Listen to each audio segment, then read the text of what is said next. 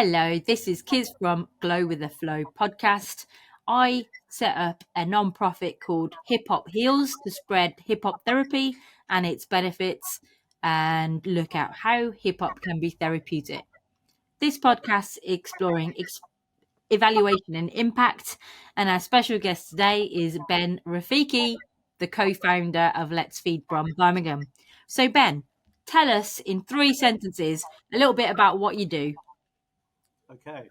I got involved with reaching out to rust sleepers in Birmingham City Centre about 12 years ago now. Can't believe how time flies. So I work with various projects now as an advisor, really, to Let's Feed Brum, that does street outreach every night in the city centre. Tabor Living, which is a 24-hour shelter that provides support for people who are experiencing homelessness to get back into work. And a few other projects around the city and outside the city with community cafes and working with people experiencing homelessness because having got to know a little bit about the mindset of people in that situation. So I've come to understand lots of ways in which we can assist and help people in that situation. And really where it starts at, may lead into the next question, is that really we have to spend a bit of time listening before we can really help. Listening before we can help. It's powerful. So how did you come to this work? I came into it simply because I had an impulse to go out. I was, and still am, of course, a member of a church that used to do street outreach, more evangelistic street outreach with the gospel. But then after spending many, many months out on the streets in Birmingham, I realized that there was a huge population of rough sleepers all over the city. And so I kind of felt impelled to try to engage with people in that situation. And it just all started from there. And what do you... Sorry, go on. I was going to say I had no visions of where it would lead. So, a street outreach charity now and a shelter. It all grew out of that initial impulse, and it all started just with me and a friend, a rucksack with a few sandwiches and a couple of flasks of tea and coffee. And what do you enjoy most about the work that you do with that group now? Well, one of the things that really struck me when I started going out all those years ago was that people who were in that situation were often quite surprised that anybody would stop and talk to them. And so even at the very beginning, there was always this sense of gratitude that they were recognized as people. And even though it's great to have projects now that can go further than that and take people indoors and support them, I always appreciate that feeling that when you just give someone some recognition, how much they actually appreciate it. Yeah. They're not invisible. They feel like they don't exist. They feel outside of society, but actually it's amazing how much in just 2 minutes of eye contact and a pleasant conversation, you can sense the appreciation they feel, that they're recognized as a human being. It's very important work that you're doing. So I want to talk to you a bit about therapeutic workshops and how would you know a good therapeutic workshop has happened? What are the indicators? Right. It is about the individuals that access the workshop and watching them as they go through the workshop. And I mean, you can apply that to a single workshop or a series of workshops. How has that person experienced it? Is there an uplift in how they're feeling and how they're thinking about themselves? People are different. sometimes it takes people it takes some individuals might take a while to pick up on something that you're trying to get them to understand, but sometimes people can pick it up straight away. So I think you've always got to be, I mentioned it earlier, you've always got to be listening, even when you're talking out to people or getting people involved. Look at the people in that situation, look at the body language, listen. Sometimes I find it really effective to close your eyes momentarily and feel the person, feel the individuals around you, because we know it. This is hip hop therapy. We understand everyone has a vibe, you know, and you can pick it up if you tune yourself to be sensitive to the people around you, pick up the vibe, and then this is where you have to know yourself as well, because this is where you have to be able to draw out the vibe you need, maybe to bring in front of another person, so that they can then, bounce off your vibe, and then tune in to what's going on. Be interested, care. If you come in that situation and you genuinely, sincerely care about each person, getting some joy out of your interaction with them, no one can fail to be touched by that. Thank you. What are the things that you have to do to make sure a workshop goes well from a practitioner point of view? What helps good practice, in other words?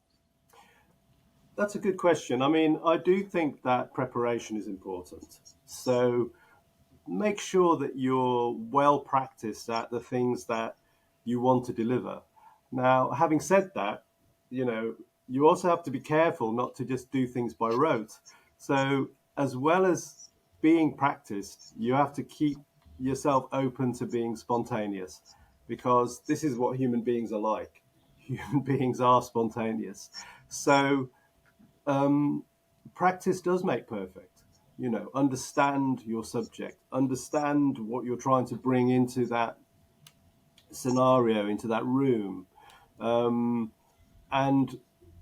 I think once you've started to get some experience, and the more often you do it, and you realize the impact it has, then it does make it easier, because you actually know that there's going to be an impact.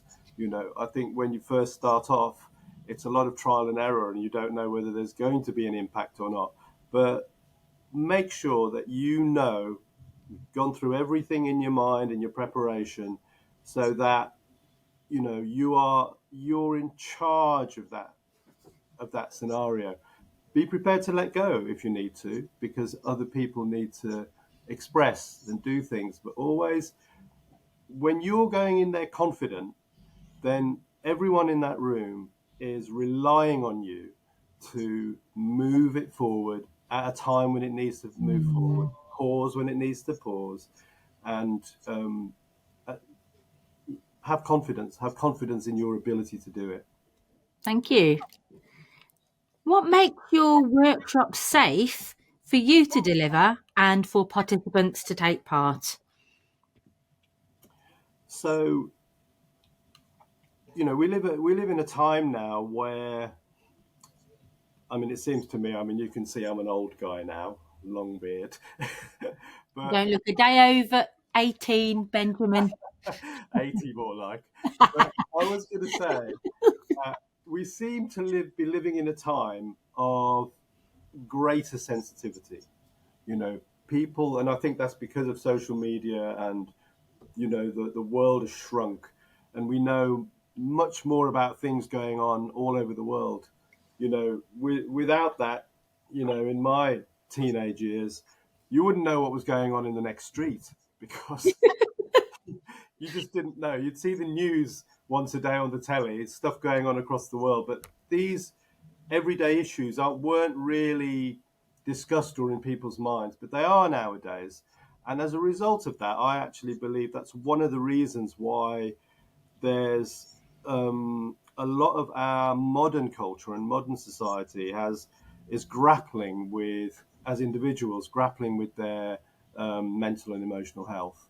So when you're conducting a session with a group of people, it is important to try and get to know where those individuals are at the beginning of that meeting.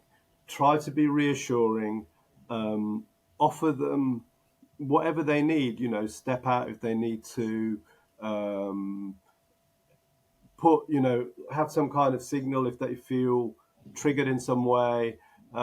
Be alert to it. It's good if you can get to know the individuals. And, I would always say at the first session, it's a good idea to try and break the ice, not just between you and the individuals, but certainly even between the individuals themselves, because they need to feel that they're in a safe space. So if you can engender that idea and give that feeling that you're safe here, and if there's anything that troubles you, please don't hold back. Just say, we'll work it out. So, how do you create that feeling of safety for participants to take part? So, um, I mean, it's that is a slightly difficult question for me to answer because I'm much more of a one-to-one person. And obviously, when you're out on the streets or I'm working with someone in the shelter, generally speaking, it's one-to-one, or I might have a colleague with me. Um, so, but I would try and do the same thing. It's, relax. You be relaxed yourself when you come in. Well, remember why you're there. Remember what the purpose of this encounter is. And it's, as a practitioner, the purpose of the encounter is for the benefit of the people who are coming in. So, have that eye to eye contact, that personal greeting, how you doing, a little bit of preparation. I mean, it depends. If you're in a room together, always good to have some refreshments around. Yeah, obviously, if it's a Zoom call, or there's a lot of sessions can be done that way as well. Then it's slightly different. You have to adapt to that situation, but it's always about relaxing the individual. I mean, the way I kind of think about it is, how would you like to be treated?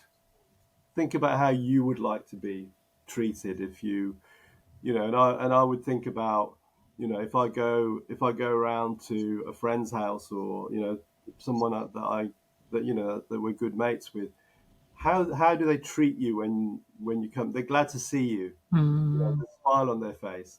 It's like there's a friendliness, that you've got a friendly disposition. So be welcoming. Have that thought that actually you're there to serve, not to be served. Yeah. What are the external factors that could help deliver a good therapeutic hip hop workshop? Because obviously we've had many conversations about this, and hip hop Mm. therapy is actually relatively new in terms of you know being operated in the UK. First and foremost, you need to you need the organisation or the host, or whoever's asking for the workshop to be done, to completely understand and buy into it. Because if there's no buy-in, then and the reason I'm saying that is not just buy-in in terms of ticking a box, because I've experienced a lot in the areas that I've worked in within homelessness. I'm sure it's right across the board. There's a lot of activities which are put in place, and sometimes the feeling that you get is that the organisation is just ticking a box, right? Yeah.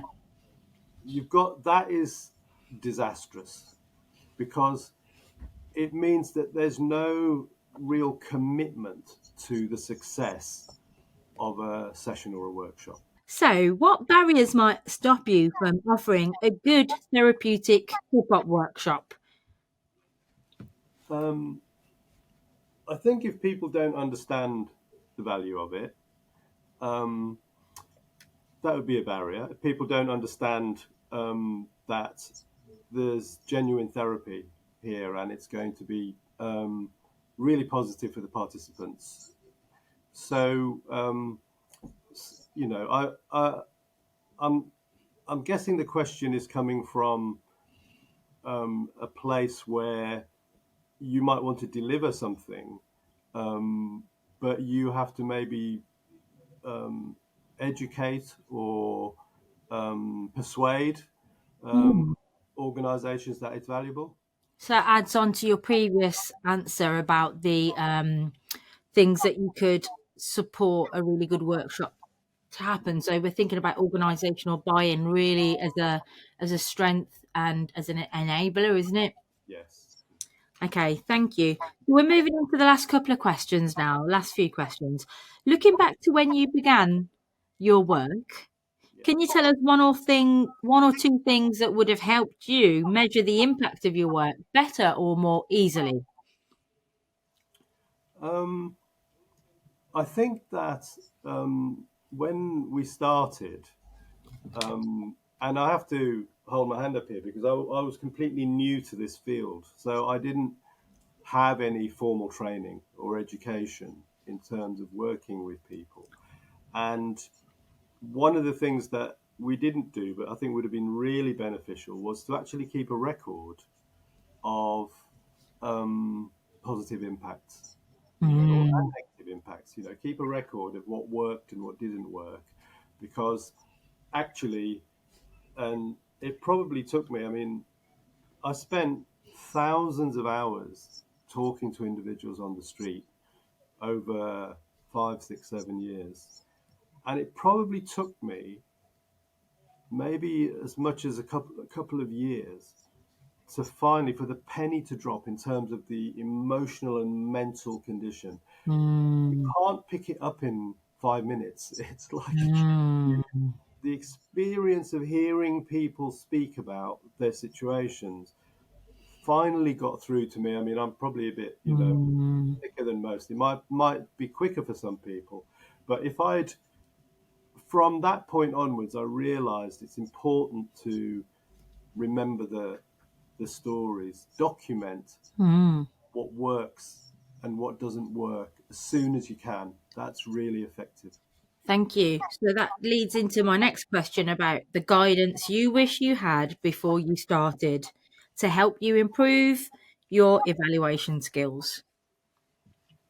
I guess if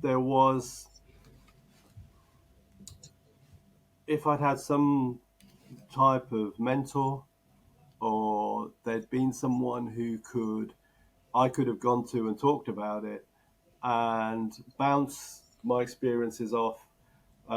I mean, don't get me wrong. I had a good circle of friends, and also a good circle in the church. But in terms of expertise, I probably didn't really have someone that I could have, you know, been guided by. And I think, as any professional person, it's always good to have someone that you that's willing to be there, that you can go to, who can be um, someone that you can express how you feel about things, and not feel like you're asking a stupid question or anything, because we don't no one knows everything. you Yeah, know thank you. You offer that to me. You offer your mentorship to me, don't you, on an informal basis, which is yeah, well, lovely. it's a joy, kids, because I love to see what you're doing and how you progressed with the work that you're doing, and like where you are now. And I mean, that fills me. I mean, I'm chuffed to bits, because you're really, in a place now where you're communicating and able to persuade and show and demonstrate to people the value of um, of this kind of therapy for their well-being. And what more do we want than for people to feel good about themselves, and to feel happy in their situations, and to feel like, at least, life is challenging. We're never going to get past that. There's always going to be a series of things that happen to us that challenge us. It's not about um, not being challenged, but it's about, when we are challenged, can we get up and endure it? Yeah, I think it's a pretty positive bit of life advice in itself to have a mentor or somebody that you can have a chat to openly and honestly to guide you through life's ups and downs. Yeah. So we're on to our final question, and I just want you to give me up to 5 things that you would expect in a job description for a therapeutic hip hop practitioner. So, what would a job description look like for a general hip hop therapeutic practitioner? 5 things. Okay. Put me on the spot there, aren't you? I love to do that, man. You certainly do, because I think you're just getting your revenge now. um, I would say, um, first and foremost, do you understanding the value of creativity in um, in helping a person um, work with their well-being? So you've got to understand the power of creativity. So yeah, so you That's couldn't number do one, then. yeah, that's number one. Understand the power of creativity. Um, Okay, two. Ha Number ha ha two, ha ha ha. um, I was doing an impression of the count in the Muppets there. uh, One, ha ha ha ha, ha. Two. Ha, ha, ha. number two, are you passionate about delivering the therapeutic session? I mean, and not passionate in terms of like I can do a therapeutic session. Are you passionate in enabling other people to work with their well-being? Um, I mean, and ask yourself that question, because that would be number two for me. And also, if you're a person and you're not passionate about that, there's nothing wrong with that. It's not bad. Understand, though, that you can't really do it unless you're passionate about wanting to enable people to know how to work with their well-being. Okay, number 3. Okay, you've got to be organized. So you need to have a high level of organization, because that all ties into being well prepared, knowing the material beforehand, knowing what you're doing, fitting in with other organizations, because actually it's very difficult for organizations to work with you if you're not organized, you know. And you don't want to put somebody off because you haven't been organized to deliver. So you've got to be organized. Okay, number 4. Number four, you've got to be adaptable. So you've got to understand that sessions may not always go, even with all the preparation, they may not always go the way you want them to. But you've got to have the adaptability to switch and allow things to happen that need to happen, and then take control back when you need to. 100% agree with that.